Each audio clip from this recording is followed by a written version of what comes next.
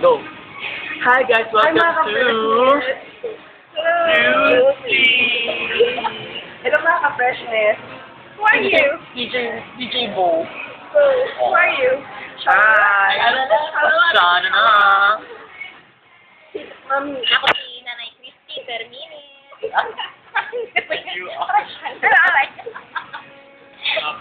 Anyway, so we are here to create a vlog. create a vlog, the first juicy vlog. So Why juicy? well, because we're now kapatid. Assuming. We just had our exam interview, and I think the fact of Penny will follow tomorrow. Ito yung mag natin. Anyways, there you go. We have second channel now. Why does your hair have water? It's actually an accent. An accent to my hair. Oh. Blind Yeah. item, blind item. Blind item. Ako nagkaroon ng blind item. Sino itong black one na yung feeling straight? Feeling straight. Pero alam naman ng lahat na bakla siya. Di ba? Ay, di ba siya na? Same. Ayun. Do you have an idea? Siya may recently nag-post siya sa isang social networking site ng picture ng isang guy na sinasabi niya ka-basketball. Kalaro daw niya sa basketball. Pretentious ito. Correct. Hello. Okay. Ano ba na? Hindi mo. Ayun, tapos, ang ano niya, walang mali siya daw sa kanya, pero napag-alaman ng isang source galing Abante tonight, na ito, one time, itong lalaking to, may may nakadu na guy na na-meet niya sa isang bus. Oh, That's so cheap. At tumusbos siya sa bahay nila sa Valenzuela, papuntang May Kawayan. Umabot ng May Kawayan. At ang pangalan niya tanong guy, Clue.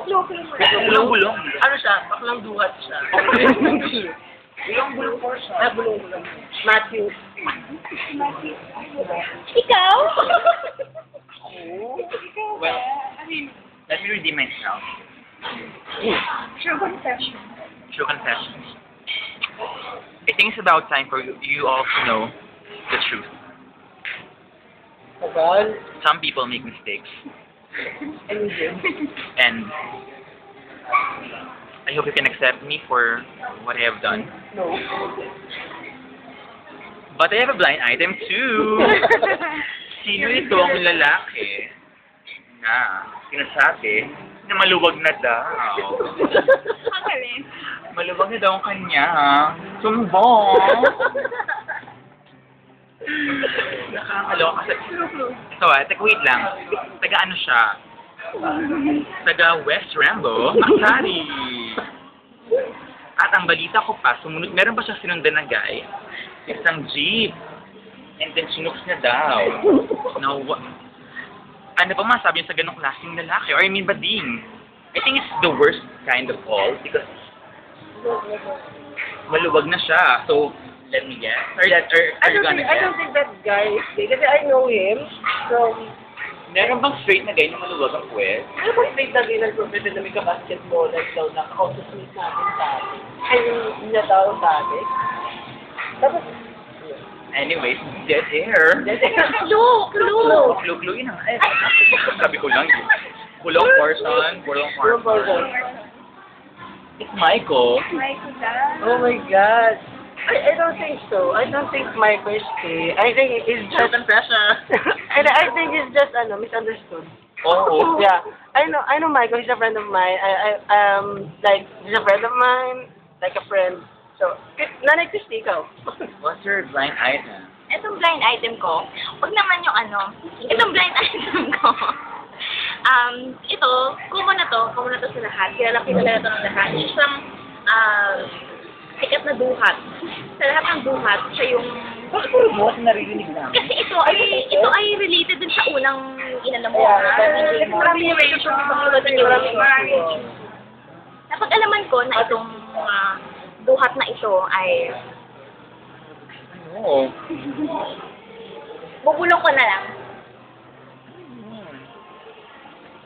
Ano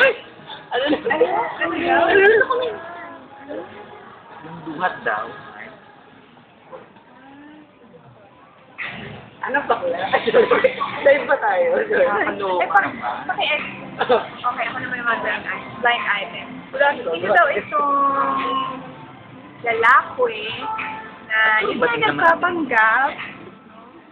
Ngayon, inutusan magbading na to. Ano yung boss ay isa sa pamilya niya. Tapos, ang bibili niya kasi, bigas. So, pag maganda ang lola mo, bumili dun sa type niyang guy. Hindi naman siya pinapansin. Ngayon, umuwi na tong bading na to. Ang sabi ni Mudra Health niya, gumagawa talaga ng paraan para lang makita siya. Sino ba yung guy? Sino yung guy na pinuntahan daw niya? Yung guy na pinuntahan niya, Sagap na to, non-showbiz. non-showbiz, sikat na non-showbiz. Itago na lang natin siyang pangalang Candela. Right. Randy. At-check naman nung ano. Ano ba yan?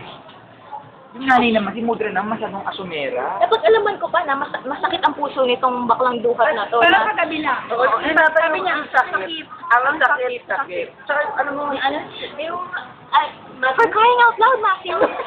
Crying out loud. What is it telling you? May issue din na yung itong guy na to, masyado siyang intimidated sa sarili niya. May nag-post lang sa isang social network,